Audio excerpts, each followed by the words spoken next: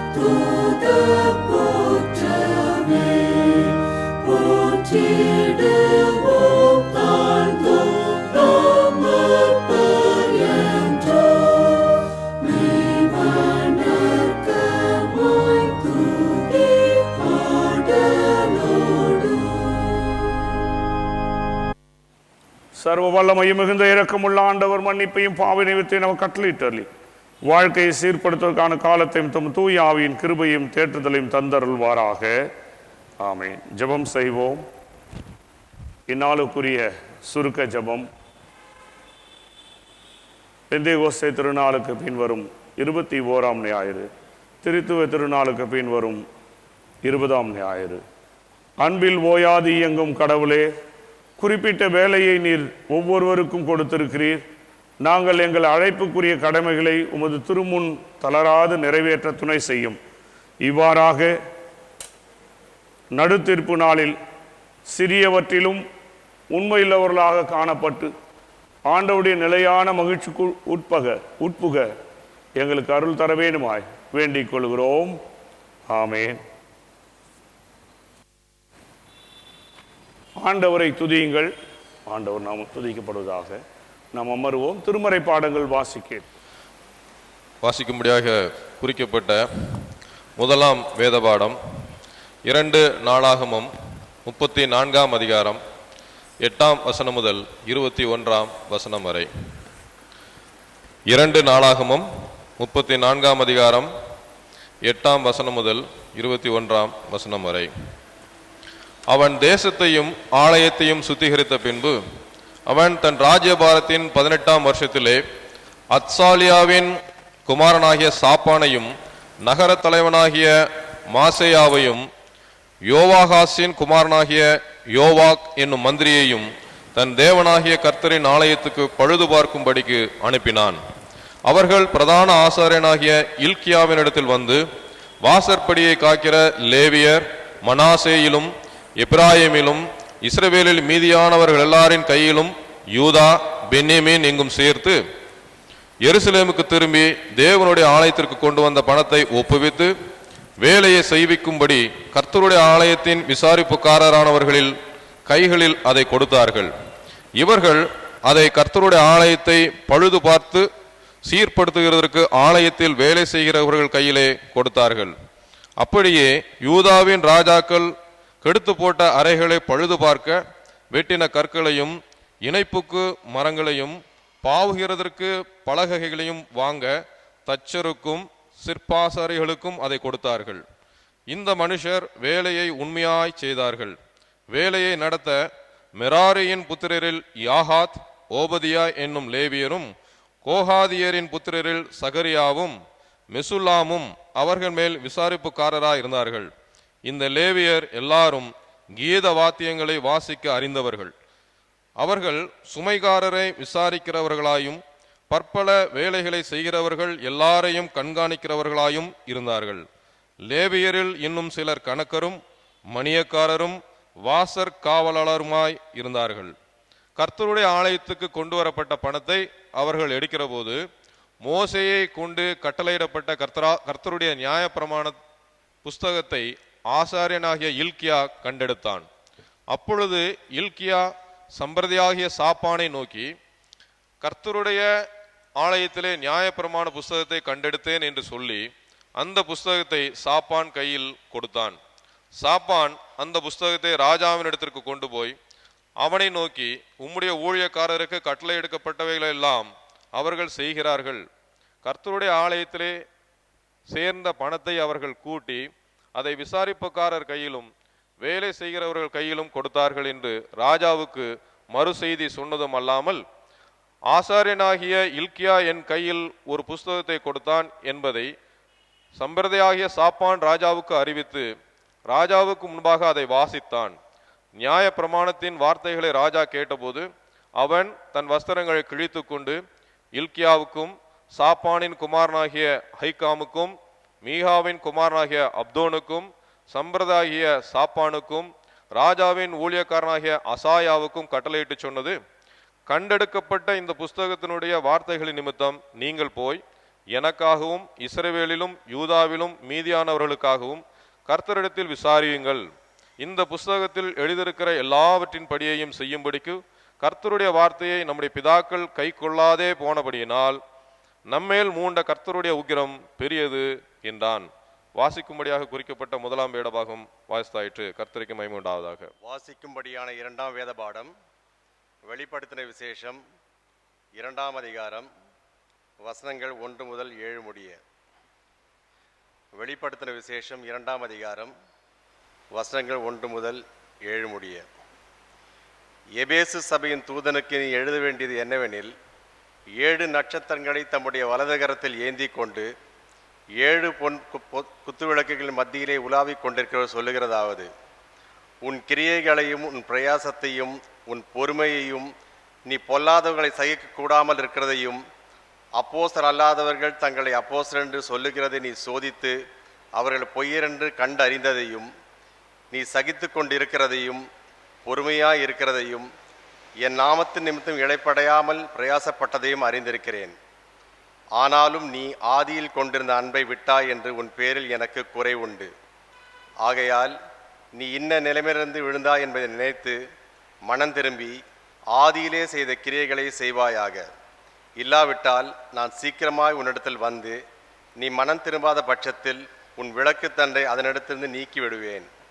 நான் வெறுக்க நிக்கோலாய் மதஸ்தரின் கிரியைகளை நீயும் வெறுக்கிறாய். இது உன்னிடத்தில் உண்டு. ஆவியானவர் சபைகளுக்கு சொல்லுகிறதை காதுள்ளவன் கேட்க கடவன். ஜெயங்கொள்ளுகிறவன் எவனோ அவனுக்கு தேவனுடைய பரதீசின் மத்தியில் இருக்கிற ஜீவ விருட்சத்தின் கனியை புசிக்க கொடுப்பேன் என்று எழுது. வாசிக்கும்படி 2ஆம் வேத பாடம் வாசித்தாயிற்று. தேவனுக்கே மகிமை. சங்கீத பகுதி முறையாய் வாசிப்பதற்காக நாம் எழுந்து நிற்போம். இந்நாளுக்கு என்று கொடுக்கப்பட்டிருக்கிற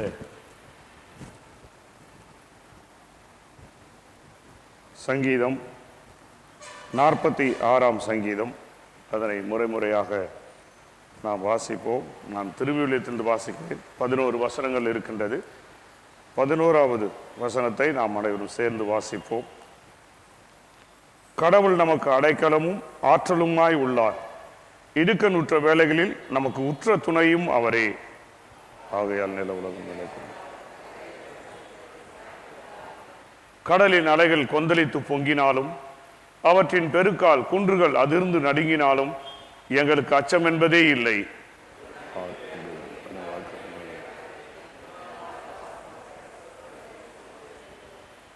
அந்நகரின் நடுவில் கடவுள் இருக்கின்றார். அது ஒருபோதும் நிலை குலையாது. வைகரை தோறும் கடவுள் துணை அதற்கு உண்டு.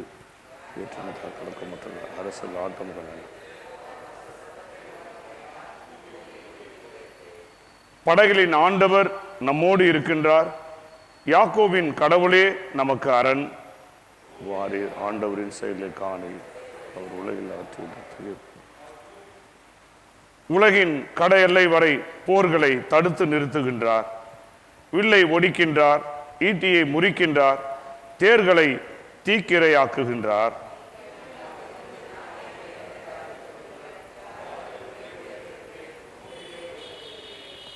படைகளின் ஆண்டவர் நம்மோடு இருக்கின்றார். யாக்கோபின் கடவுள் நமக்கு அரண். 2ஆம் அத்தியாயம் வாக்கியங்கள் 12 தொடங்கி 22 வரை உள்ள கடவுளுடைய வார்த்தையை நாம் படிக்க கேட்போம். தூய யோவான் எழுதின நற்செய்தி நூல் 2ஆம் அத்தியாயம் வாக்கியங்கள் 12 தொடங்கி 22 வரை.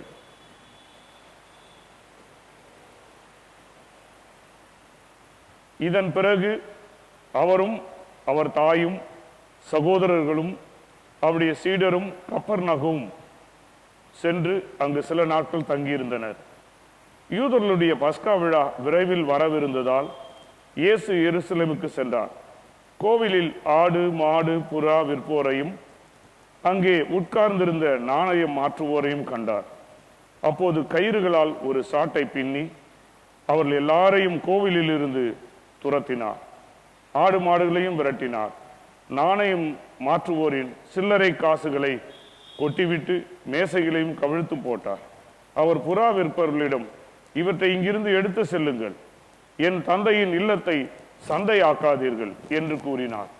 அப்பொழுது அவருடைய சீடர்கள், உம் இல்லத்தின் மீதுள்ள ஆர்வம் என்னை எரித்துவிடும் என்று மறைநூலில் எழுதியுள்ளதை நினைவு கூர்ந்தார்கள். யூதர்கள் அவரை பார்த்து, இவற்றையெல்லாம் செய்ய உமக்கு உரிமை உண்டு என்பதற்கு நீர் காட்டும் அடையாளம் என்ன என்று கேட்டார்கள். இயேசு மறுமொழியாக அவர்களிடம், இக்கோவிலை இடித்து விடுங்கள், நான் 3 நாளில் இதை கட்டி எழுப்புவேன் என்றார். அப்போது யூதர்கள், இந்த கோவிலை கட்ட 46 ஆண்டுகள் ஆயிற்றே, நீர் 3 நாளில் இதை கட்டி எழுப்பி விடுவீரோ என்று கேட்டார்கள். ஆனால் அவர் தம் உடலாகிய கோவிலை பற்றியே பேசினார். அவர் இறந்து உயிருடன் எழுப்பப்பட்ட போது அவருடைய சீடர் அவர் இவ்வாறு சொல்லி இருந்ததை நினைவு கூர்ந்து மறைநூலையும் இயேசுவின் கூற்றையும் நம்பினர். வாசிக்க முடியாது கொடுக்கப்பட்ட நற்செய்தி பகுதி வாசித்து முடிந்தாயிற்று. கிறிஸ்துவே உமக்கே மகிமை. தந்தை, மைந்தர், தூய ஆவியின் திருப்பெயராலே ஆமென். நீ மன உறுதி கொண்டுள்ளாய். என் பெயரின் பொருட்டு எத்தனையோ துன்பங்களை நீ சகித்து கொண்டுள்ளாய். ஆயினும் சோர்வடையவில்லை என்பதும் எனக்கு தெரியும். எங்கள் கண்மலை மீட்பெருமாகிய கர்த்தாவே, உமது அடிமையின் வாயின் வார்த்தைகளும் உமது அடியாருடைய இருதயத்தின் சிந்தனைகளும் தியானமும் இன்று உம்முடைய சமூகத்தில் ஏற்புடையதாயிருப்பதாக. ஆமென். கிறிஸ்துவுக்குள் அன்பானவர்களே, இந்த நன்னாளிலே உங்களை ஆண்டவருடைய திருப்பெயராலே வாழ்த்தி என்னுடைய வணக்கத்தை தெரிவித்துக் கொள்கின்றேன். மீண்டுமாக தென்னிந்திய திருச்சபை இந்த ஞாயிறை மற்றும் ஒரு சிறப்பு ஞாயிறாக இதை ஏற்படுத்தியிருக்கிறது. ஏனென்றால் 1517ஆம் ஆண்டு அக்டோபர் 31ஆம் நாள் ஜெர்மனி தேசத்தில் இருக்கின்ற விட்டன்பர்க் நகரிலே அந்த ஆல் செயின்ட்ஸ் சர்ச்சுடைய அந்த கதவின் முகப்பிலே 95 பிரிவுகளை 95 தீசிஸ் என்று சொல்லுவார்கள். அதனை அந்த போர்டை ஆணைகளால் அடித்து ஒரு புதிய ரோமன் கத்தோலிக்க திருச்சபையிலிருந்து ஒரு புதிய சீர்திருத்தத்தை ரெவரண்ட் மார்ட்டின் லூத்தர் அவருடைய தலைமையின் கீழாக கொண்டு வரும். அதற்கு முன்னதாக நிறைய பேர் ஒவ்வொரு காலகட்டத்திலும் திருச்சபை சீர்திருத்தப்பட வேண்டும், திருச்சபை மாற்றம் பெற வேண்டும், இன்னும் புதிய செயல்பாடுகளுக்குள் வர வேண்டும். பழைய மரபுகள் சில பேரிலே தவறான மரபுகள் தவறில்லை. Tradition is not bad, tradition is always good. என்னால் முன்னே இருக்கின்ற வரலாற்றை நமக்கு எப்போதும் எடுத்து செல்லுகின்ற ஒரு ஊடகம் போன்று. ஆனால் அதே நேரத்தில் நம்முடைய விசுவாசத்தை, நம்முடைய வாழ்வியலை அன்றாட சூழலில் இன்றைக்கு கூட தெரிந்த திருச்சபையில் அந்த காலக்ட் என்று சொல்லுகின்ற அந்த சுருக்க ஜபம், இந்நாளுக்குரிய சுருக்க ஜபத்தில் தலைப்பில் அன்றாட அலுவல், அன்றாட வாழ்வியலை விசுவாசத்தை எவ்விதமாக நாம் பயன்படுத்துவது, அதை நாம் பயன்படுத்துவதன் மூலம் விசுவாச வாழ்க்கையிலே வளர்வது, நடப்பதன் மூலமாக பிறருக்கு ஆண்டவரை பற்றி நாம் எப்படி சான்று பகர்வது, அல்லது ஆண்டவருடைய நாமத்தை நம்முடைய வாழ்வியல் மூலமாக அன்றாட விசுவாசத்தில் எப்படி அவர்களுக்கு வெளிப்படுத்துவது என்பதுதான்.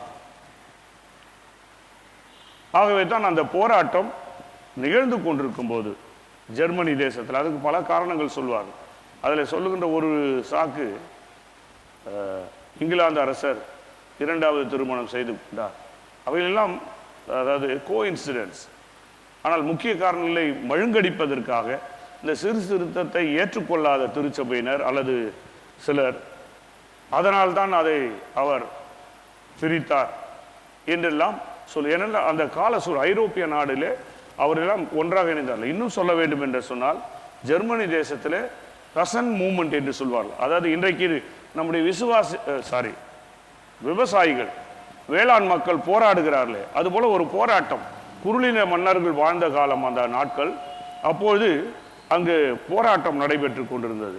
அந்த பெசன்ட் மூவ்மெண்ட் என்று சொல்லுகின்ற அந்த வேளாண் மக்களினுடைய ஒரு குழுக்கள் எல்லாம் இணைந்து அந்த பிரபுத்துக்குழுக்கு எதிராகும். அதே நேரத்தில் பிரபுத்துக்குழும் இந்த சீர்திருத்தத்தை, ஏனென்றால் எல்லாம் சென்ட்ரலைஸ் ஆகிருது. அங்கு போப் என்ன சொல்லுகிறாரோ, அந்த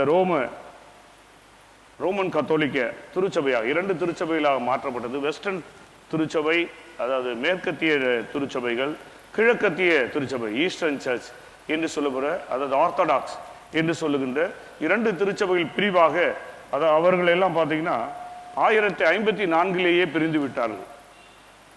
11ஆம் நூற்றாண்டிலேயே பிரிந்து விட்டார்கள். 15ஆம் நூற்றாண்டிலிருந்து தான் இந்த சீர்திருத்தம் ஏற்படுது. அதுவரையிலும் 2 கிளை சபைகள், அதுக்கு முன்னாடி ஒரே திருச்சபையா கத்தோலிக்க திருச்சபை என்று இருந்தது. பிறகு 2 கிளைகளாக மேற்கத்திய திருச்சபை, அது ரோம ராஜ்யத்தை அல்லது ரோம தலைநகரை மையபீடமாக கொண்டு அது இயங்கியது. ஈஸ்டர்ன் சர்ச்சஸ் எகிப்து, அலெக்சாண்ட்ரியா போன்ற பகுதிகளை, கிழக்கத்திய நாடுகள், அங்கு தங்களுடைய திருச்சபை, அதை பேட்ரியாக் என்று சொல்வார்கள். அவர்கள் போப்பு என்று சொல்ல மாட்டார்கள். பேட்ரியாக். இன்றைக்கும் அந்த கிழக்கத்திய திருச்சபை, ஆர்த்தடாக்ஸ் என்று சொல்லப்படுகிற திருச்சபைகள் இயங்கி வருது. அப்படி பிரிந்திருக்கும் போது ரோமன் கத்தோலிக்க திருச்சபையை தலைமையிடமாய் கொண்டிருந்த அந்த வெஸ்டர்ன் சர்ச்சில் ஒரு பெரிய மாற்றம் ஏற்பட்டது. அதில் மிக முக்கியமாக போப் லியோ 10 என்கின்றவர் ஒரு பேராலயத்தை கட்டுவதற்காக பாவ மன்னிப்பு சீட்டை அந்த 95 பல காரணங்கள் சொல்லப்படுது. அதில் ஒரு முக்கியமான ஒரு காரணம் என்னன்னா, திருமறையை யாரும் படிக்க முடியாது. அதுக்கு நிறைய பைபிளுக்கு நிறைய பேர் புல்பிட் பைபிள்னு சொல்லுவோம், நம்ம வாசிக்கிறோம் இங்கே புல்பிட்டில் வச்சா. அதே மாதிரி லெட்டரில் வைக்கிற பைபிள். இன்னொன்று செயின்டு பைபிள் இருக்குது. இப்போ செயின் ரெஃபரன்ஸ் எல்லாம் வந்து தாம்சன் செயின் ரெஃபரன்ஸ், ஆல்டரில் செயின் போட்டு பூட்டி வைப்பாங்க. அந்த வழிபாடு நடத்தும் போது மாத்திரம்தான் திறந்து வாசிக்கப்படும். பிறகு அதை மூடி மறுபடியும் சங்கிலியால் மூடி. ஏன்னா யாரும் அதை திறக்கக்கூடாது. கடவுளுடைய வார்த்தை எடுத்து யாரும் அதனுடைய நோக்கம் நல்ல நோக்கம் துவங்கப்படும், தவறாய் போதிக்க கூடாது. ஏன்னா தவறான உபதேசங்கள், ஒரு கிராம பழமொழி சொல்றோம், தடி எடுத்தவர்களெல்லாம் தண்டல்காரர்கள் என்று சொல்லி. தடி என்னன்னா இந்த வில்லேஜ் போலீஸ்ன்னு சொல்லுவாங்க. யாருன்னா இந்த தலையாரிகள் என்று சொல்லுகிறவர்கள். அவங்க தான் போய் வசூல் பண்ணுவாங்க. வீட்டு வரி, அந்த தண்ணி வரி எல்லாம் அந்த காலங்களில் விஏஓடு, இப்பொழுது விஏஓன்றோம், அப்போது முனிசிப் என்று சொன்னார்கள். அவர்களோடு போய் தண்டுவார்கள். அதனால் அவர்களுக்கென்று ஒரு தண்டம் கொடுக்கப்பட்டிருக்கும். அவங்க கையில் அந்த ஒரு கோல் இருக்கும், அதில் வில்லேஜ் போலீஸ்னே இருக்கும். நிறைய நாட்டில் நான் சிறுவனாக இருக்கும்போது, வாலிபனாக இருக்கும்போது பார்த்துருக்கேன். அவருடைய கரங்களில் வைத்திருப்பாங்க. விஏஓ போகும்போது புக்ஸ் அண்ட் டாக்குமெண்ட்ஸ் மாத்திரம் இல்லை, அவர் அந்த கோலை எடுத்துகிட்டு போவார், தலையாரி. அதில் வில்லேஜ் போலீஸ் அவருக்கு பேர். கிராம காவலர் அவர் தான். அதுதான் தடியை அவர் தான் தண்டம் பண்ண முடியும், அவர் தான் வரியை வசூலிக்க முடியும். எல்லாரும் போய் வசூலிக்க முடியாது. எப்படி நம்ம இன்றைக்கி ஐடி கார்டு கொடுக்குறாங்களோ அதுபோன்று அவர்களுக்கு அது இருந்தது. அதுபோல் திருமறை எடுத்தவர்களெல்லாம் எடுத்து வாசித்து அவரவர்கள் விளக்கம் கொடுக்க ஆரம்பித்து விட்டார்கள். அவைகளெல்லாம் இருந்த காலம். ஆகவே திருமறையை ஒரே லத்தீன் மொழியில் மாத்திரம் வாசிப்பார். உங்களுக்கு தெரியும், எபிரேயம், கிரேக்கம் என்று இருக்கும்போது மூன்றாவது மொழி திருமறை மொழி அன்றைய ஆதிகால தொடக்க கால திருச்சபையில், தொடக்கம் என்று சொல்லும்போது இந்த ரோமன் கத்தோலிக்க அந்த காலகட்டத்தில் லத்தீன் மொழியில் தான் வழிபாடு இல்லை. நம்ம இந்தியாவில் கூட நிறைய இடங்கள். அதனால தான் நான் உங்களுக்கு சொல்வேன், நம்ம ஆங்கிலிக்கன் திருச்சபையில் சில மணிகளை பயன்படுத்துகிறோம். இது எங்கிருந்து வருதுன்னா கத்தோலிக்க திருச்சபையிலிருந்து. எல்லா ஊர்லேயும், அந்தந்த ஊர்லேயும், எந்த நாடு முழுவதும், உலகம் முழுவதும் அந்த லத்தீன் மொழியிலே தான் வழிபாட்டு முறையில் இருந்து. இப்போது மரியாளின் வாழ்த்து, சங்கீதங்கள், சகரியாவின் பாடம், இதெல்லாம் பாடம் எல்லாமே லத்தீனில் தான். யாருக்குமே புரியாது. லத்தீன் மொழியில் தான் அவர்கள் நடத்துவார். ஜெர்மனில் கூட அப்போது இவரே இந்த மார்ட்டின் லூதர் லத்தீனில் தான் செய்வார். இப்படி உள்ளூர் மொழியில், வர்ணாக்குலர் என்று சொல்லுகிற அந்த உள்ளூர் மொழிகளிலே பயன்படுத்த முடியாது வழிபாட்டையோ திருமறை வாசிப்பையோ. நான் உங்களுக்கு நிறைய நேரத்தில் நமக்கு ரொம்ப நெருடலாக இருக்குது. திருவிழியத்திலிருந்து வாசித்தா ஐயோ என்னமோ பாவம் செஞ்சிட்ட மாதிரி, ஐயா அதிலேருந்து வாசிக்க எனக்கு புரியல அப்படின்ட்டுலாம். அன்றைக்கு ஒன்றுமே புரியாமல் லத்தீன் மொழியிலே திருச்சபையில் நடந்து கொடுது. வழிபாடு, திருமறை வாசிப்பு எல்லாமே லத்தீன் மொழியில் இருக்கும். நீங்கள் கூட நம்மளுடைய அந்த கார்னரில் பார்த்தீங்கன்னா என்ன இருக்கும், லாட்டின் பிஷப்ஸ் கவுன்சில் அப்படின்னு ஒன்று இருக்கும். இதெல்லாம் பழைய அந்த பாரம்பரியங்கள். நீங்கள் போகும்போது பாருங்கள், இந்த ஜூட் கன்ஸ்ட்ரக்ஷனுக்கு அது பக்கத்துலேயே ஒரு போர்டு இருக்கும் பாருங்கள், அந்த கேத்தலிக் பிஷப்ஸ் கவுன்சில் இந்தியா இருக்கும். அதில் பார்த்தோன்னா லத்தீன் பேராய மன்றம் என்று ஏதோ போட்டிருக்கும். சொல்ல அப்படி இருக்கும்போது இந்த அப்பத்தை எடுத்து போதகர் காட்டும்போது நீங்கள் இன்றைக்கும் பார்த்தீங்கன்னா நம்ம அடிக்கிற மாதிரி மணி அடிக்க மாட்டாங்க, ஒரு கொத்து மணி இருக்கும் கையில், கலங்கலங்கலங்கன்னு ஒரு சவுண்ட் வரும். அப்போது எல்லாரும் கடவுளை தொழுவார்கள், எல்லாரும் அப்படியே பயபக்தியாக கடவுளை போற்றுவார். மீண்டும் கப்பை எடுக்கும்போது கலங்கலன்னுவாங்க, எல்லோரும் கடவுளை போற்றுவார். அதே போல் நாம் ஒவ்வொரு சில வழிபாட்டு முறையில் சில ஜபங்களை பண்ணும்போது அடிப்போது அப்போது நாம் எல்லாரும் துதிக்க வேண்டும் என்று சொல்லி இட்ஸ் அ சிம்பாலிக். ஏன்னா அவளுக்கு அந்த வழிபாட்டு முறையுடைய ஒன்றுமே புரியாது. அந்த சிம்பிள் சொன்ன உடனே they will be alerted to praise God. கடவுளை போற்றுவதற்கு ஆண்டவருடைய சரீரம் நமக்காக உயர்த்தப்படுகிறது. ஆண்டவருடைய கப், அதாவது ரத்தம் நமக்காக போற்றப்படுகிறது என்று சொல்லி எல்லாரும் அந்த அடோரேஷன் என்று சொல்லுவார், அதில் இணைந்து கொள்வார்கள். அதுதான் அதனுடைய காரணம். இதற்கு சொல்றதுன்னா திருமறையை சொந்த மொழியிலே படுது. திருமறை நம்முடைய கரங்கள் இருக்கு. அந்த லத்தீன் திருமறை கூட லத்தீன் தெரிஞ்சவர் கூட எடுத்து வாசிக்க முடியாது. இதில் இந்த 95 இவையெல்லாம் வருகிறது. இவையெல்லாம் செய்து அந்த செய்த தினம்தான் அந்த அக்டோபர் 31, 1517ஆம் ஆண்டு விட்டன்பர்க்கில் நடைபெற்ற ஒரு புரட்சிகரம். அது உலகம் எங்கும் பரவி சீர்திருத்த திருச்சபை. அதனால முந்தையெல்லாம் அவர்களை நம்ம அழைக்கும் போது பிரிந்து போன சகோதரர்கள், நாமெல்லாம் அந்த மெயின் லைன் சர்ச்சஸை விட்டு, அதாவது ரோமன் கத்தோலிக்க திருச்சபை விட்டு சீர்திருத்த திருச்சபைகள் பிரிந்து சென்று விட்டார்கள் என்று சொல்லி பிரிந்து போனதை நாம் எக்குமெனிக்கலாக கூடும்போது நீங்கள் எங்களை அப்படி அழைக்கக்கூடாது, பிரிந்து போன திருச்சபை என்று இன்னும் ஒரு பேர் கூட யூஸ் பண்ணுவாங்க. அது உடனே நினைவுக்கு வரல. அப்படியெல்லாம் அதனால் நம்முடைய சகோதர திருச்சபைகள் என்று அவர்கள் இப்போதெல்லாம் பயன்படுத்த ஆரம்பித்திருக்கிறார்கள். இதை எதற்கு சொல்லி காட்டுகிறேன்னு சொன்னால், இவ்விதமாக திருச்சபையின் சில பழக்க வழக்கங்கள், மரபுகளிலே அடிமைப்படுத்துகிற சிந்தனைகள், திருச்சபையிலே பிற்போக்கான சில சிந்தனைகள் இருக்கும்போது அதிலிருந்து மாறுபட்டு திருமறையை உங்களுக்கு தெரிந்திருக்க வேண்டும். திருமறையை டிரான்ஸ்லேட் பண்ணதுனால ஜான் நாக்ஸ், வில்லியம் டிண்டேல், உங்களுக்கு வெறும் கிங் ஜேம்ஸ் வருஷன் ஓடி தான் இங்கிலீஷ் எடுத்தீங்கன்னா தெரியும், டிண்டேல் பைபிள்னு இருக்குது. இவைகளை டிரான்ஸ்லேட் பண்ணவர்களெல்லாம் உயிரோடு எரித்தார்கள் அந்த திருச்சபை. வேற உலக அரசர்களோ யாரும் இல்லை. ஏன்னா பைபிளை நீ மொழிபெயர்க்க கூடாது. மொழிபெயர்க்கும் போது தவறுகள் ஏற்பட்டு, அவங்களுடைய நோக்கம் வந்து நல்ல நோக்கம், ஆனால் அதிலிருந்து வேறுபடுகிற செயல்பாடுகள் பார்த்தீங்கன்னா அவர்கள் வேறு யாரும் படிக்க முடியாது. ஆகவே ஆங்கிலத்தில் இப்படி பல்வேறு நிலைகளிலே அவரவர் மொழியிலே படிப்பதற்காக திருமறையை மொழிபெயர்த்தார். இதற்கெல்லாம் காரணம் இந்த புரட்சிகரமான இந்த சீர்திருத்தத்தின் அடையாளம் தான். இன்றைக்கு சீர்திருத்தம் வந்துவிட்டு நாம் அப்படியே நல்ல முறையிலே நடந்து கொண்டிருக்கிறோமா என்றால் இல்லை. மீண்டும் மறுபடியும் திருச்சபை ஒரு பின்தங்கிய நிலையில், பிற்போக்கான நிலையில், ஒரு என்ன சொல்ற சீர்கேடான நிலைக்கு சென்று விட்டிருக்கிறது. அதனால்தான் இன்னைக்கு தென்னிந்திய திருச்சபை அதை 31ஆம் தேதியை ஒட்டி வருகின்ற இந்த அக்டோபர் 25ஆம் தேதியிலே, குறிப்பாக கடைசி ஞாயிறு, எப்போதும் ரெஃபர்மேஷன் சண்டே என்று சொல்வார்கள், சீர்திருத்த ஞாயிறு என்று. அப்படியால் இன்றைக்கு இருக்கிற திருச்சபையும் சீர்திருத்தப்பட வேண்டும், மாற்றம் பெற வேண்டும். உடனே மாற்றம் பெற வேண்டும்னா நம்ம என்ன சொல்றதுன்னா, அந்த வழிபாட்டு முறையெல்லாம் விட்டணும், கைத்தட்டி பாட்டு பாடணும், இதுதான் நம்ம யோசிக்கிறோம். அப்படியல்ல, இதெல்லாம் வெளியான அடையாளங்கள். அதனால தான் நான் இன்றைக்கு பேசவில்லை. மூன்றுமே அந்த மாற்றங்களை, திருத்தத்தை பற்றி இருக்கிறதை நீங்கள் படிக்கும் போது கவனித்து 3 திருமறை பகுதியிலுமே. ஆனால் இன்றைக்கு நான் 2வது திருமறை பகுதியை நான் எடுத்துக்கொள்ள விரும்புகிறேன். அதில் பார்த்தீங்கன்னா கடவுள் அந்த திருச்சபையை மாற்றம் செய்ய விரும்புகிறார். ஒருவேளை நீங்கள் முதல் பகுதியை வாசி கேட்ட 2 நாளாகமத்தில் நீங்கள் பார்ப்பீர்கள், அந்த குறிப்பேட்டிலே அந்த புத்தகத்தில் எல்லாவற்றையும் அவர்கள் அடிமைகளாக இருந்து மீண்டும் ஒரு ஆலயத்தை புதுப்பிக்கிறார், எல்லாம் சீர்படுத்துகிறார், ரெஸ்டோரிங் த டெம்பிள். அதையெல்லாம் சுத்தம் பண்ணி கொண்டிருக்கும் போது ஒருவர் அங்கே எடுத்துக்கொண்டு வர ஒரு பெயரெல்லாம் குறிப்பிடப்படும்.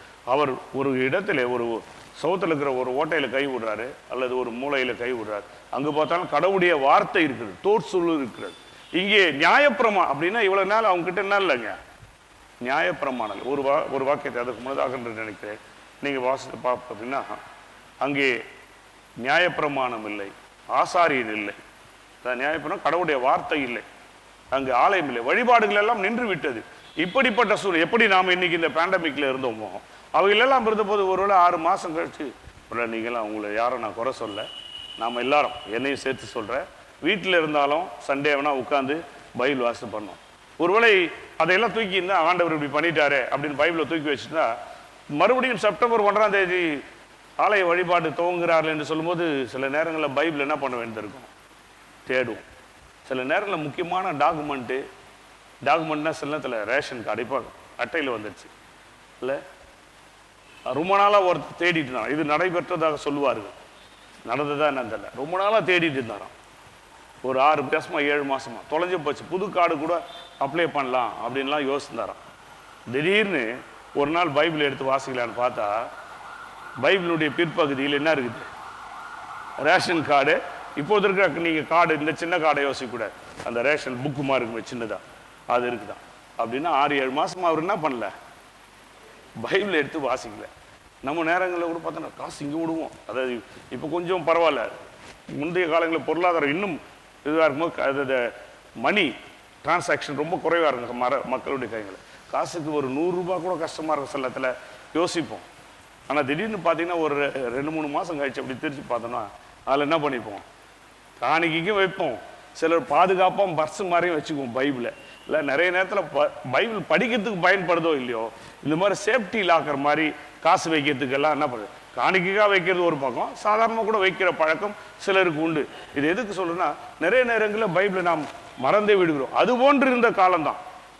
அப்போது தேடிக்கிட்டே வரும்போது எல்லாம் ஒயிட் வாஷ் பண்ணலாம், ரெனோவேட் பண்ணலாம், இந்த மராமத்து பணிகின்றால அதை செய்து கொண்டிருக்கும் போது ஒரு இடத்துல ஒரு ஆசாரியன் வந்து எடுத்து வருகிறான். கடவுளுடைய வார்த்தை இருக்குது, நியாயப்பிரமாணம்.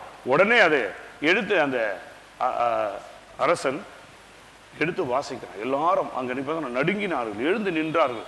அரசன் அதை தன்னுடைய ஆடையை கிழித்து கொண்டார். கோபம் வந்தா இல்லைன்னா ரிட்டாலியேட் பண்ண தானே பண்ணணும், அப்படி இல்லை.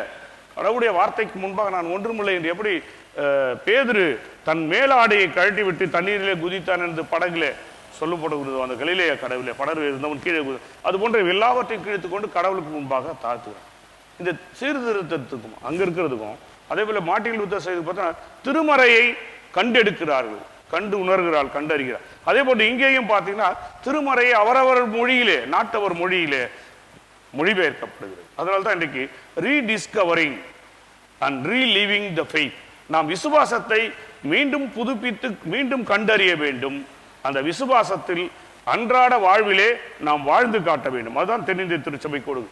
அதே போல நீங்க பார்த்தீங்கன்னா நற்செய்தி நூலுக்கு வருவீங்கன்னா, ஆண்டவர் கானாவூர் கலிலேயா கானாவூரிலே முதல் அற்புதத்தை செய்த பிறகு அந்த நிகழ்வு வருது. அது பிறகு சில நாட்கள், சில மாதங்கள், சில ஆண்டு, அடுத்த ஆண்டு கூட நடைபெற்றுக்கலாம். ஆனால் அந்த நிகழ்வோடு வரும்போது வாசிப்பிருந்தால் அவர் எருசலேம் ஆலயத்துக்கு சென்று அதை புதுப்பிக்கிறார், அதை மாற்றுகிறார், அவருடைய நிலைகளை, அந்த ஸ்ட்ரக்சர்ஸை மாற்றுகிறார். உங்களுக்கு தெரியும், அதெல்லாம் நாம் வாசிக்கிறோம். அதுக்கு போகவில்லை. இப்பொழுது நாம் எபேசு திருச்சபைக்கு செல்வோம் என்று சொன்னால், உங்களுக்கு தெரியும் 2-3 இந்த 2 அதிகாரங்கள் திருவெளிப்பாட்டிலே 7 திருச்சபையை பற்றி பேசும். முதலாவது எபேசு திருச்சபை, அடுத்தது ஆர்டர் தெரியுமா, சிமிர்னா, அடுத்து என்ன இருக்குது, பெர்கமு, அடுத்தது தியத்ரா, 3ஆம் அதிகாரம். இது 4ம் 2ஆம் அதிகாரத்தில் வருது. 3ஆம் அதிகாரத்தில் என்ன பார்த்தீங்கன்னா சர்தை, பிலதெல்பியா, லவோதிகேயா. இவ்விதமாக ஒவ்வொன்றுக்கும் பெயருக்கு அர்த்தருக்கு நான் அதற்குள்ளெல்லாம் சொல்லவில்லை. இது முதல் திருச்சபையாக இங்கே நமக்கு வாசிப்புக்கும் தியானத்திற்கும் கொடுக்கப்பட்டிருக்கிறதை எடுத்துக்கொள்ள. இந்த எபேசு என்பது ஏசியா மைனர் என்று சொல்லுகிற அந்த இடத்தில் தான் இந்த 7 திருச்சபையில் இருக்கிறது. அதனுடைய தலைமை நகரமாக இருந்திருக்கிறது. நாம் வாசிக்க முடியும், அப்போஸ்தலர் நடவடிக்கைகள் 18ஆம் அதிகாரத்திலே பவுல் எபேசிலே சென்று அங்கு திருப்பணி ஆற்றினார். கிட்டத்தட்ட 1.5 ஆண்டுகள் 2 ஆண்டுகளாக அங்கு தங்கி இருந்தார் என்றெல்லாம் சொல்லுது. டயானா தான் அங்கு முக்கிய தெய்வ வழிபாடாக, தியானாலே அந்த சிலை செய்கிறவர் எல்லாம் உங்களுக்கு அந்த பகுதியில் வரும். பிறகு நீங்கள் போய் தியானித்து வாசித்துக் கொள்ளுங்கள். அதில் பார்த்தீங்கன்னா அப்படி சிலை வழிபாடு, அந்த பெண் தெய்வ வழிபாடு இருக்கின்ற ஒரு இடம்.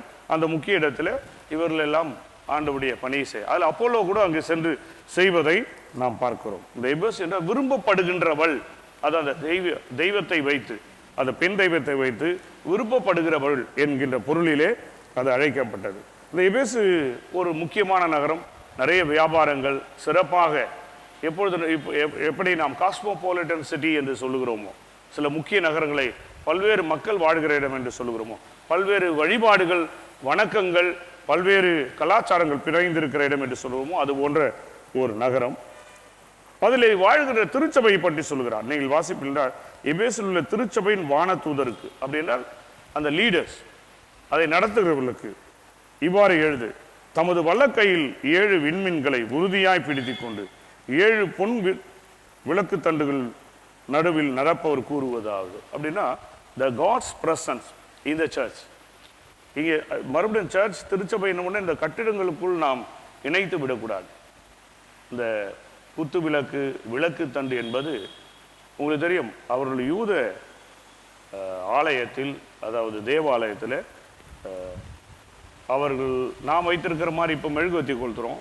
அதில் நீங்கள் ஒரு சங்கீதங்கள் கூட பார்த்தீங்கன்னா, மற்றும் ஒரு பகுதியில் அந்த விளக்கு தண்டிலே ஒலிவக்கிளை இணைந்திருக்கிறது. ஒலிவ மரத்திலிருந்து எண்ணெய், அது ஒலிவ எண்ணெய் தான் பயன்படுத்துவார்கள். நாம் விளக்கு ஏற்றுவதற்கென்று சில எண்ணெய்களை பயன்படுவது போல அவர்கள் ஒலிவ எண்ணெயை தயார் செய்து அதை ஆயத்தப்படுத்தி அதை ஊற்றி பயன்பட, அந்த ஒலிவ இலையின் கிளைகள் அந்த விளக்கிலே, குத்து விளக்கிலே இணைந்திருக்கின்ற பகுதி கூட வாக்கியங்கள் திருமறையிலே பழைய ஏற்பாட்டில் இருக்குது. அதனுடைய பொருள் என்னென்னா, அப்படியே மரத்துலேருந்து கிளையை ஜாயின் பண்ணிட்டா அப்படியே எண்ணெய் வராது. இப்போ தேங்காய் எண்ணெய் இருக்குது, தேங்காய் மரத்துலேருந்து ஒரு பைப் வச்சுட்டா தேங்காய் எண்ணெய் வராது. நமக்கு தெரியும் அதை எப்படி அதை அந்த ப்ராசஸ் பண்ணி அந்த ஆலையில் இட்டு எடுக்கிறார்கள் என்று.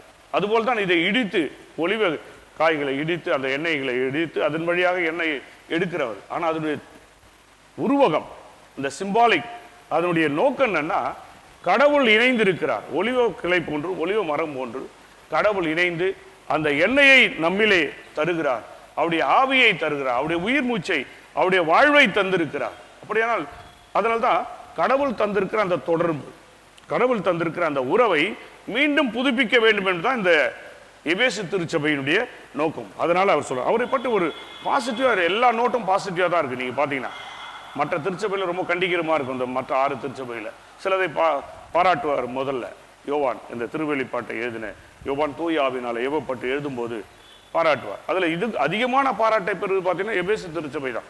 ஆனா ஒன்றை மாத்திரம் தான் குறை சொல்லு, அது பிறகு வருவோம்.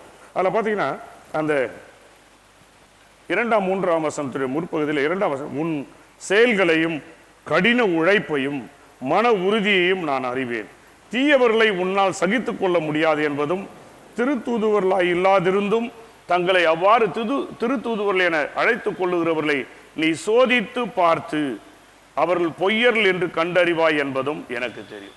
நிறைய கள்ள தீர்க்கர்கள், கள்ள போதகர்கள், இந்த ஃபால்ஸ் டீச்சர்ஸ், இங்கே சொல்லப்போது தீர்க்கர்கள் அல்ல, ஃபால்ஸ் டீச்சர்ஸ், நிறைய துருபதேசங்கள். அதனால தான் நான் ஆதியில் அந்த கத்தோலிக்க, ரோமன் கத்தோலிக்க தொடக்க கால திருச்சபை பற்றி ஒன்றாக இருக்கும்போது, கத்தோலிக்க திருச்சபை அப்போ ரோமன் இல்லை, கத்தோலிக்க திருச்சபை இருக்க சொல்ல போது என்னென்னா, பைபிளை ஏன் பூட்டி வச்சாங்க, யாரை வாசிக்கூட கண்டிப்பாக சொன்னாங்க அப்படின்னு வந்ததுக்கெல்லாம் காரணம், அவரவர்கள் எடுத்து திருமறையை அவருடைய வசதிக்கேற்ப போதிக்க ஆரம்பித்தார்.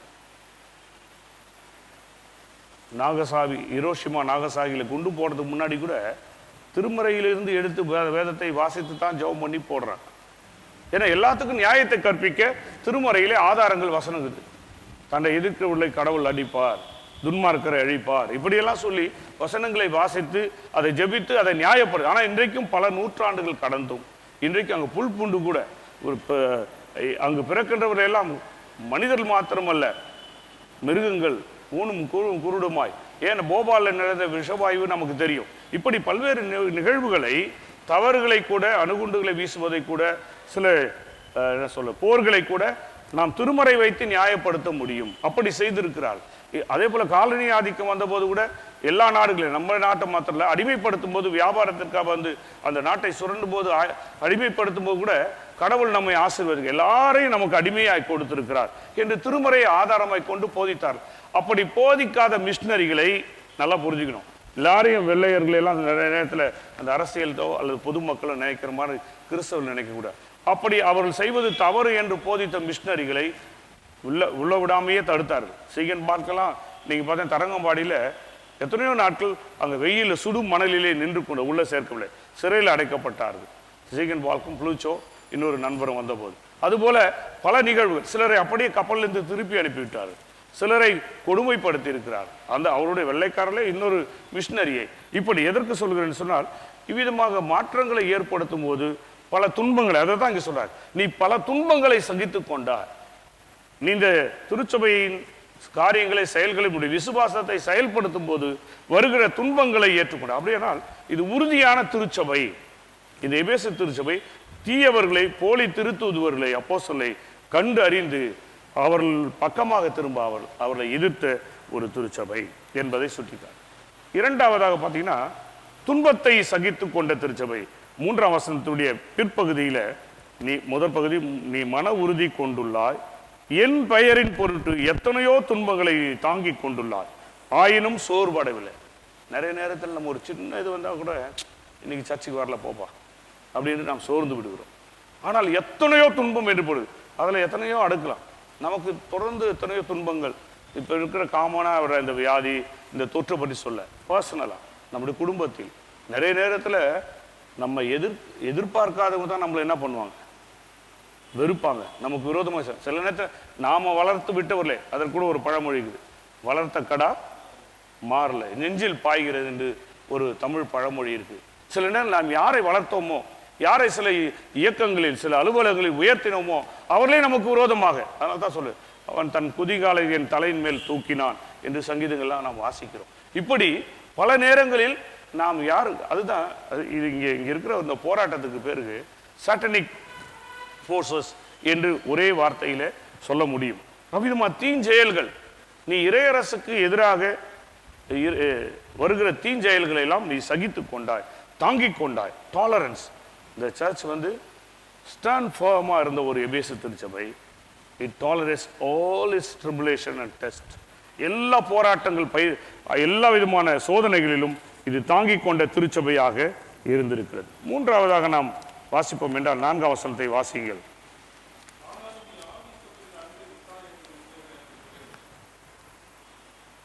ஆனாலும் நீ ஆதியிலே, இப்போ நிறைய நன்மைகளை 5ஆம் வசனம் கூட நீங்க வாசிக்கலாம். ஆகையால் நீ என் நிலையிலிருந்து தவறி விழுந்து விட்டாய் என்பதை நினைத்து பார், மனம் மாறு, ஏனென்றால் நீ முதலில் செய்து வந்த செயல்களை இப்பொழுதும் செய். நீ ஆதியிலே கொண்டிருந்த, இருப்பினும் உன்னிடம் நல்லது ஒன்றும் உண்டு என்று சொல்லுகிறார். நீ ஆதியிலே கொண்டிருந்த இந்த அன்பை விட்டு விட்டார். இந்த தொடக்க அன்பு, த ஃபர்ஸ்ட் லவ் என்று சொல்லுவார். அதே போல அதுக்கு இன்னொரு வார்த்தை நீங்க பயன்படுத்தினா இட்ஸ் ஜென்யூன் லவ். முதன்மையான, முதல் அன்பு மாத்திரமல்ல, முதன்மையான அன்பு. அதை நன்றாக விளக்கமாக புரிந்து கொள்ள வேண்டாம். முதல் அன்பு என்று மாத்திரமல்ல, முதன்மையான அன்பு. முக்கியமாக அதிலிருந்து எல்லளவும் நழுவாதபடிக்கு, பிறளாதபடிக்கு அன்பை பற்றி நான் அதிகமாக சொல்ல வேண்டிய அவசியமில்லை. 1 கொரிந்தியர் 13ஆம் அதிகாரத்தில் பவுலடியார் நிறைய அன்பின் தன்மைகளை சொல்கிறார். அதுவும் 3 நிலைக்கும்: அன்பு, நம்பிக்கை, இன்னொன்னாங்க விசுவாசம். ஆனால் அதில் அன்பே பெரியதாக, அன்பே பிரதானம் என்ற பாடலை கூட கீர்த்தனைகளிலே நாம் பாடுவோம். அப்படி முன்னிடத்திலே தொடக்கத்தில் என் மீது வைத்திருந்த அந்த விசுவாச அன்பை, அந்த பற்றுறுதியை, அந்த விதமான உறுதிப்பாட்டை நீ உறுதியா இவ்வளெல்லாம் கஷ்டப்பட்டு வந்து கடைசியில் சொல்லுவோம், கடைசியில் கோட்டை ஒட்டியே எல்லாத்துலேயும் கடைசி எக்ஸாமில் இல்லை கடைசி செமஸ்டர் போயிருச்சே என்று சில வருத்தப்படுகிறோமே, அதுபோன்று இருக்கு. ஆனால் அதுக்கு சொல்லுகிறார் அங்கேயே பண்ணா, ரிப்பன், மனம் மாறு. அதற்கான வழிகாலை, அதற்கான வழிமுறையையும் ஆண்டவர் அங்கு வெளிப்படுத்துகிறார். என்னன்னா மனம் மாறு, ரிப்பன், ரீதிங்க். மனம் மாறுவதற்கு உன்னை நினைத்து பார். இந்த வசனத்தில் நீ என் நிலையில் இருந்து தவறி விழுந்து விட்டாய் என்பதை நினைத்து பார். மனம் மாறு, ரீதிங்க் அண்ட் ரீப்பன். ரிப்பன், நீ செய்து வந்த செயல்களை இப்பொழுது செய். நீ மனமாற தவறினால் நான் முன்னிடம் வந்து உனது விளக்கு தண்டை அது இருக்கும் இடத்திலிருந்து அகற்றி விடுவேன். திரும்ப சொல்றார் பாருங்க. அந்த விளக்கு தண்டு நான் சொன்னதை நீங்க கொஞ்சம் இரண்டையும் கொரலேட் பண்ணி பார்த்தீங்கன்னா, சில நேரங்களில் மேலே அகல் இருக்கும், கீழே எண்ணெய் இருக்கும். அதை நீங்கள் இந்த எடுத்துட்டிங்கன்னா அகல் இருக்கிற எண்ணெயும் இருக்கிற திரியை வச்சு தான் என்ன பண்ணோம், மேலே இருக்கிற அந்த டாப் போஸ்ட்னு சொல்கிறேன், எரிந்து கொண்டிருக்கும்.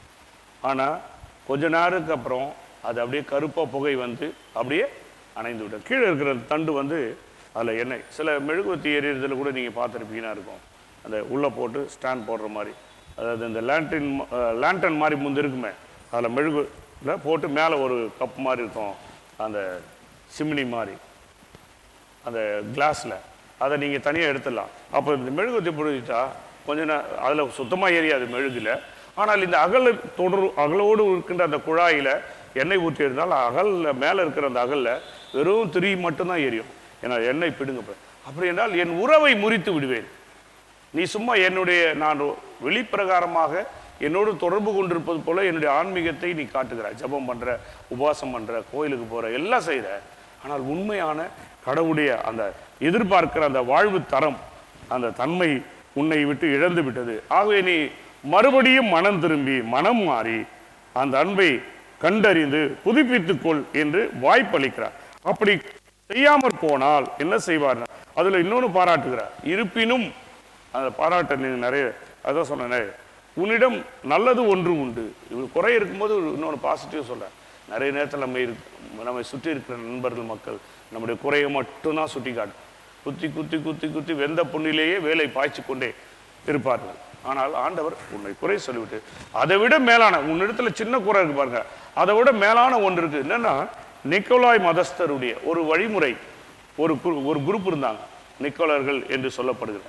அவர்கள் ஒரு அவர்கள் அந்த நிக்கோலா என்பது உடனே நீங்கள் அப்போஸ்தலர் நடவடிக்கைகள் 6ஆம் அதிகாரத்தில் 7 டீக்கனில் தேர்ந்தெடு, அதில் ஒருத்தர் பேர் நிக்கோலாஸ்.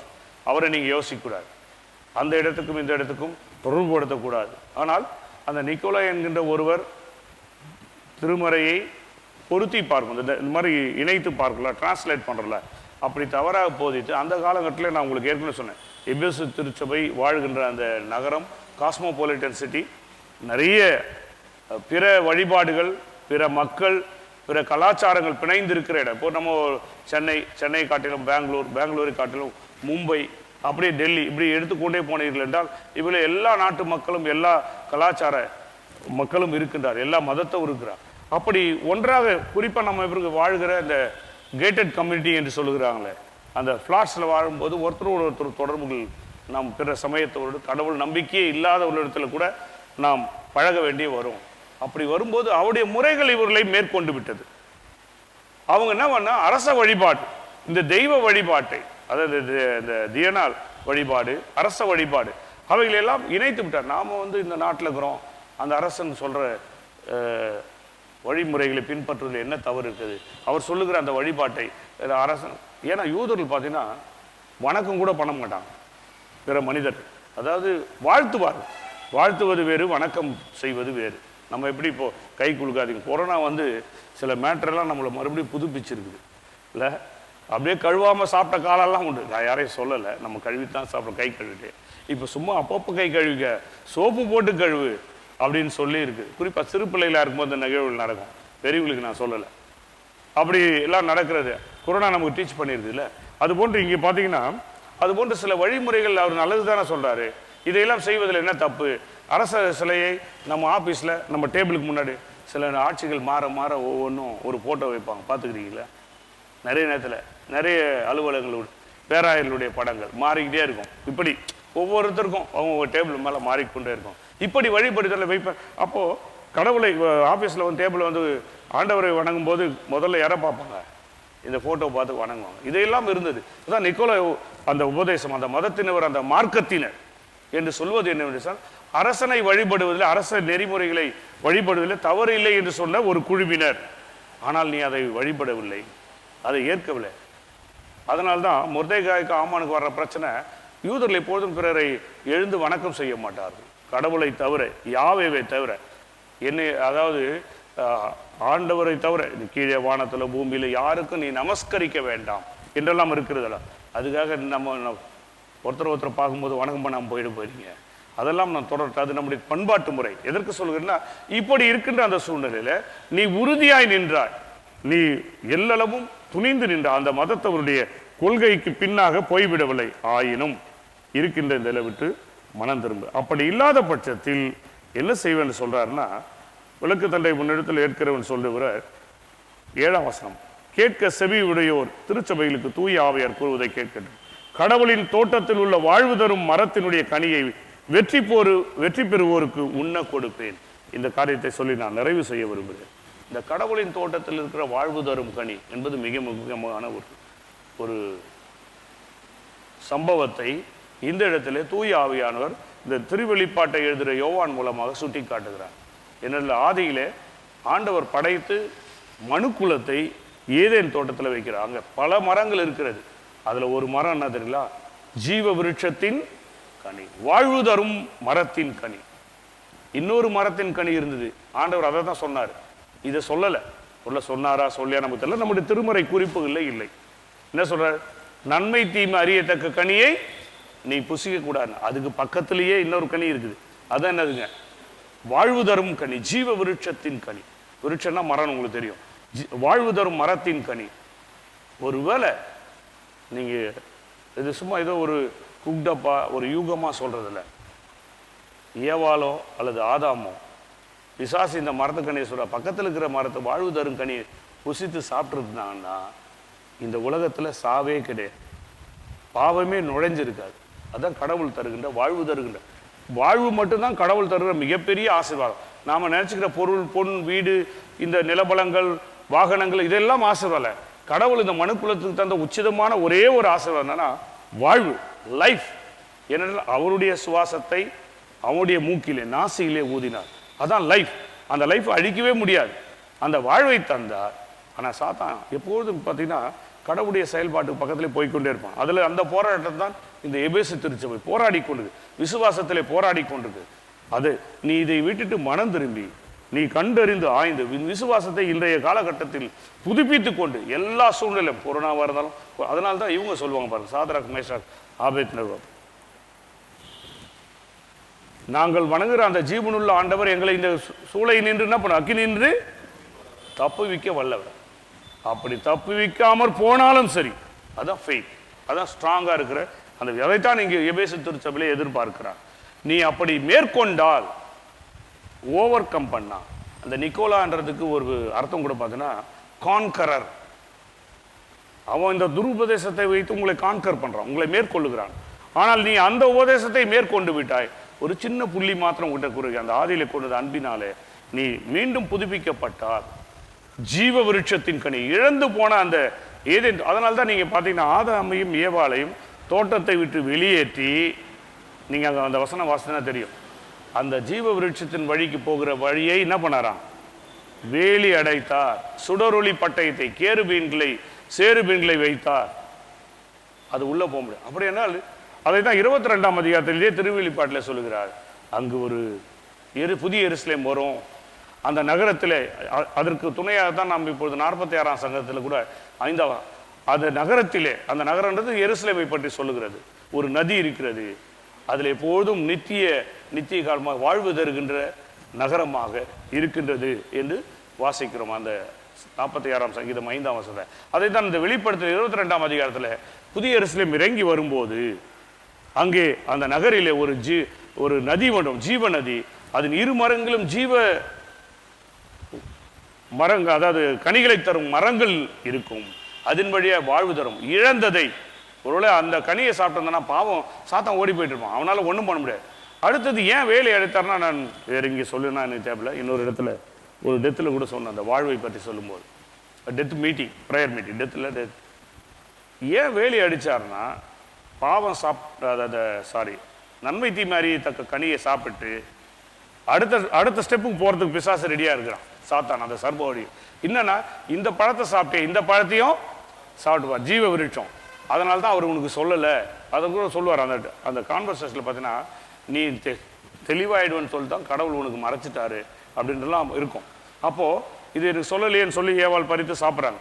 ஒருவேளை இந்த கனியை சாப்பிட்ட பிறகு ஜீவ விருட்சத்தின் கனியை சாப்பிட்டிருந்தா இயேசுநாதர் இந்த உலகத்துக்கு வர வேண்டிய அவசியம் இல்லை, பாப்பம் இந்த உலகத்தை விட்டு போயிருக்காது, மரணத்திலிருந்து விடுதலை, புது வாழ்வு, உயிர் தெழுதலே இருந்திருக்க முடியாது. ஏன்னா இந்த சாப்பிட்ட பிறகு அந்த சாப்பிட்டுட்டா என்னைக்குமே அழிக்க முடியாது, ஏன்னா கடவுள் படைத்த வாழ்வு அது. அப்போ அந்த பாவத்திலேயே மனிதன் செத்து இருப்பான், பாவத்தை விட்டு வெளியே போக முடியாது. அதற்குள்ள கடவுள் அதான் இன்டர்வென்ஷன் ஆஃப் காட் அப்படின்வாங்க. கடவுளுடைய மீட்பின் திட்டம் என்பது the plan of salvation of God. அது ஒவ்வொரு முறையும் அவர் அதை தான் இந்திய சமயத்திலே தத்துவத்தில் சொல்லுகிறாரு. அதாவது கடவுள் அவதாரம் எடுக்கிறார் ஒவ்வொரு நேரங்களிலும். எங்கெல்லாம் தீமை நடைபெறுகிறதோ அந்த தீமையை தடுத்தாட்கொள்ள திருமுறை ஏற்கனவே சொல்லுகிறது. அதனால தான் கடவுள் இன்டர்வென்ஷன் ஒவ்வொரு முறையும் அதை தடுத்தாள்கள். உடனே அன்னைக்கு சாயங்காலம் எங்கே இருக்கிறீங்க, ஒளிஞ்சிருக்கிறீங்க, ஏன் உங்களுக்கு நான் எப்படி யார் உன்னை இதை சொன்னது என்றெல்லாம் சொல்லி அந்த உரையாடலில் வரும்போது ஒளிந்து கொண்டிருக்கிறவர்களுக்கெல்லாம் மீட்பின் காரியமாக அவர்களுக்கு ஆடையை கொடுக்கிறார், அதிலிருந்து வெளியேற்றுகிறார். இதெல்லாம் அதை உடனே தடை செய்வது. ஏன்னா எப்படியும் மறுபடியும் பிசாசு அந்த சூழ்ச்சிகள் செய்து இந்த கனியை சாப்பிட வைத்து இந்த பாவத்திலிருந்து விடாமல் இருக்க, அதனால தான் மனம் திரும்பினார். இந்த நிக்கோலாய் உபதேசம் இந்த சாட்டனிக் டீச்சிங் அதை தான் சொல்லுவேன். நான் கூட நேற்று தினத்தில் ஒரு டெத்துக்கு அரக்கோணத்தினுடைய செயலர் டாக்டர் அன்புகுமார், ஒரு டென்டிஸ்ட், நல்ல ஒரு மனிதர், அந்த சர்ச்சுக்கு பேர் சாட்டனிக் சர்ச்சு. ஆனால் இயேசு கிறிஸ்துவ நல்லா அழகாக கூட இருக்கும், ஏஜுக்கு சர்ச்சுக்கு எதிர்க்கே நீங்கள் பார்த்தீங்கன்னா இருக்கும், கோர்ட்டுக்கு முன்னாடி. ஏன்னா அமெரிக்காவில் ஒரு சாட்டனிக் சர்ச்சுனே இருக்குது, அதனுடைய ஒரு கிளையாக தான் கருதப்படும். நான் கூட போனோன்னு யோசிப்பேன், நம்மளை பிடிச்சி அமைக்க உட்கார வச்சிட போகிறாங்கன்னு ஒரு பயம், மறைமுகமாக சட்டை பேண்டில் போய் அவங்க என்ன தான் பண்ணுறாங்க பார்க்கணும்னு சொல்லி. எதுக்கு சொன்னால் அது போன்ற ஒரு ஃபோர்ஸஸ் இருக்கின்ற வேளையில் இவர் உறுதியாய் நின்றார். அப்படி நீ அவனை மேற்கொண்டார், அவன் உன்னை மேற்கொள்ள. நிக்கோலா என்பதற்கு ஓவர் கம், வெற்றி கொள்கிறவர், வெற்றி என்பதை விட மேற்கொள்ளுகிறவர். ஆனால் நீ அவனையே மேற்கொண்டு விட்டாய். ஆனால் அந்த உண்மையான அந்த முதன்மையான அன்பிலே நிலைத்திருந்தால் வாழ்வு தரும் இழந்த வாழ்வு தரும் கனியின் மரத்தின் கனியை நீ புசிப்பாய், என்றென்றும் நிலை வாழ்வை பெற்றுக்கொள்வார், அதை உறுதி செய்கிறேன் என்று சொல்லுகிறார். எனக்கு அருமையான எபேசு திருச்சபைக்கு அளிக்கப்படுகிற அழைப்பாக மட்டும் கருதாமல், இது இன்றைய திருச்சபையாக 21ஆம் நூற்றாண்டில் வாழ்ந்து கொண்டிருக்கிற அநேக அறைகூவல்கள், அநேக போராட்டங்கள், அநேக எதிர்பார்ப்புகள், அநேக சிக்கல்கள், குறிப்பாக நம்ம நாடு நான் சொன்ன பார்த்தீங்களா, அந்த நிக்கோலாயோட மோசமா. ஏன்னா அடிமைப்படுத்துகிற ஒரு மதத்தின் கொள்கைகளை வேண்டுமென்றே கல்வியில் இதெல்லாம் உங்களுக்கு தெரியும். நீங்கள் கான்ஸ்டியூஷனில் பார்த்தீங்கன்னா கன்கர் லிஸ்ட் இருக்குது, செப்பரேட் லிஸ்ட்டு, ஸ்டேட்டுக்குன்னு சில நிலை இருக்குது, சென்ட்ரலுக்குன்னு சில நிலை இருக்குது. ரெண்டும் சேர்ந்து செய்கிற கன்கரண்ட் லிஸ்ட் என்று இருக்கிறது. ரெண்டு அரசும் சேர்ந்து செய்விடு. அதையெல்லாம் இப்போ என்ன பண்ண, அந்த கன்கரண்ட் லிஸ்ட்டில் இருக்கிறதெல்லாம் ஸ்ட்ரைட்டாக சென்ட்ரல் கவர்மெண்ட் எடுத்தது. எதையும் ஸ்டேட்டுக்கு இருந்த சில ப்ரைவேட்டாக இருந்த சில சட்ட அமைப்புகளை கூட அவர்கள் கையாளுகிறார். கல்வி, மருத்துவம், மொழி இன்று நிறைய எடுத்துட்டு சில மொழிகளை வேண்டுமென்றே திரிக்கிறார்கள். அந்த மொழிகள் எல்லாம் நாம் பேசி பழக வேண்டிய மொழிகள் அல்ல, அதை புரிஞ்சுக்கணும். நீங்கள் அறிந்தோ அறியாமலோ நம்முடைய இளம் தலைமுறையினர், அடுத்த தலைமுறையினர், இப்போ 4G 5Gன்றீங்களே, அவங்களாம் அடுத்த தலைமுறை 5ஆம் தலைமுறை என்ன பண்ண போகிறாங்க தெரியுங்களா? சான்ஸ்கிரிட்டை படித்தே ஆகணும். எப்படியோ உங்களையும் என்னையும் படிக்கிறது தப்பில்லை, பிற மொழியை கற்பது தவறில்லை, அந்த மதத்தின் நூலை படிப்பது கூட தவறில்லை. அதனால் அடிமைப்படுத்தப்படும்படியாக, இழுக்கும்படியாக இந்த நிக்கோலாயை விட மோசமான, ஆனால் அதையெல்லாம் எதிர்கொள்ள வேண்டிய 21ஆம் நூற்றாண்டின் இந்திய திருச்சபையாக, ஒரே நாடு, ஒரே மொழி, ஒரே ரேஷன் கார்டு நல்லது தானே, எங்கே போனாலும் வாங்கிக்கலாம். ஆனால் அதெல்லாம் மேற்போங்காக. ஆனால் உள்ளுக்குள் போனால் முழுக்க இந்துத்துவா மற்றும் அடிமைப்படுத்துகிற, மக்களை பிரித்து ஆளுகின்ற அந்த சக்திகளை ஊட்டுகின்ற சட்டங்கள், மாற்றங்கள், திருத்தங்கள் கொண்டு வரப்படும் இந்த நாட்களிலே திருச்சபை விழித்தெழுந்து அவைகளை மேற்கொள்ள, அப்போதான் என்றும் வாழ்கின்ற, இங்கேயும் ஆண்டவருடைய அரசிலும் பரலோகத்தில் வாழ்கின்ற நிலையான வாழ்வை கடவுள் தருவார். அதற்காக நம்ம விசுவாச போராட்டத்தில் தொடர்ந்து ஜெபத்தோடு, ஆன்மீகத்தோடு, ஆவியோடு போராட ஆண்டவர் தாமே அவர் துணை செய்வாராக. அறிவிப்புகள். இன்று காலை 10 மணி வழிபாடு நடைபெறாது. பேராயம் மற்றும் அரசு அறிவுறுத்தலின்படி கொரோனா முன்னெச்சரிக்கையாக எப்பொழுதும் ஆலயத்தில் தனி மனித இடைவெளியை கடைப்பிடித்து அமர்வதும், முகக்கவசம் அணிவது, கிருமிநாசினி பயன்படுத்தி கைகளை சுத்தம் செய்வது மற்றும் உடல் வெப்பநிலை பரிசோதனை செய்வது கட்டாயம் பின்பற்றும்படி கேட்டுக்கொள்ளப்படுகிறீர்கள். ஆலயத்துக்கு வரும்பொழுது எப்பொழுதும் வேதாகமும் பாடல் புத்தகம், குடிநீர் கொண்டு வரவும். கொரோனா தொற்றை தவிர்க்க எப்பொழுதும் 10 வயது குறைவானோர், 65 வயதுக்கு மேற்பட்டோர் மற்றும் காய்ச்சல், சளி, இருமல் அறிகுறிகள் இருப்போர் மருத்துவ ஆலோசனையோடு வீட்டில் இருக்கும்படி கேட்டுக்கொள்ளப்படுகிறீர்கள். மிஷன் ஃபெஸ்டிவல் காணிக்கை உரைகள் ஆலய நுழைவாயில் வைக்கப்பட்டிருக்கிறது. மிஷனரிகளுக்காக கொடுக்க விரும்புவோர் பெற்றுக்கொள்ளும்படி கேட்டுக்கொள்ளப்படுகிறீர்கள். இன்றைய வழிபாட்டில் கலந்து கொள்ள முடியாதவர்களுக்கு வழிபாடு ஒளிப்பது செய்யப்பட்டு saint Thomas Tamil church YouTube channel வழியாக ஒளிபரப்பப்படும். அடுத்த வாரம் ஞாயிற்றுக்கிழமை மாதத்தின் முதல் நாள் 1/11/2020 வழிபாடு காலை 7:30 மணிக்கு மற்றும் 10 மணிக்கும் நடைபெறும். அறிவிப்புகள் நிறைவு பெற்றது. இந்த வாரத்தில் தங்களது பிறந்த நாள் மற்றும் திருமண நாளை காண்போர் 25/10/2020 மிஸ்டர் ஹேரன் பிரைட் ஓப், Mrs J Iniya, baby Jonah Bakkiya. 27/10 Mr Selvarajan, Miss Beulah Betsy.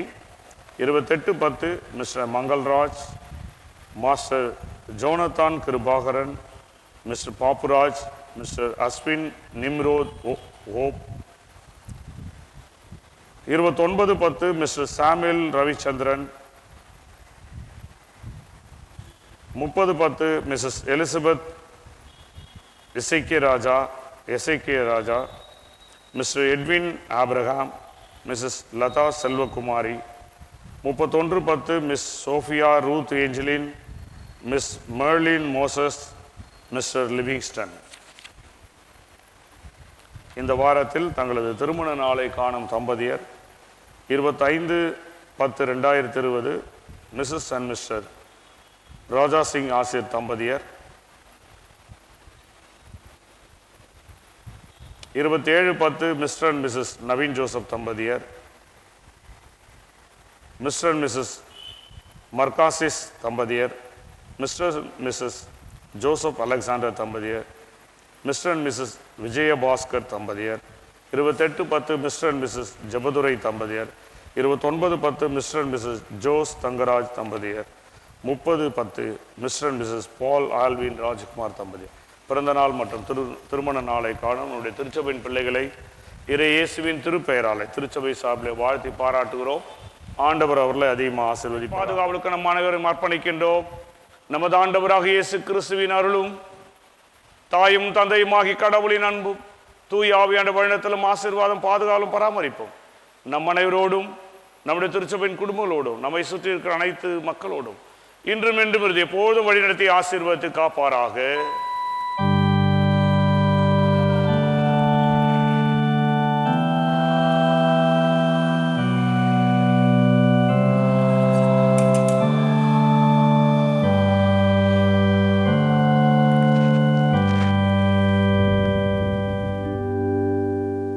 கர்த்தர் உங்களோடு இருப்பாராக. சமாதானத்தோடே போக கடவோம். கர்த்தருடைய நாமத்தினாலே ஆமென்.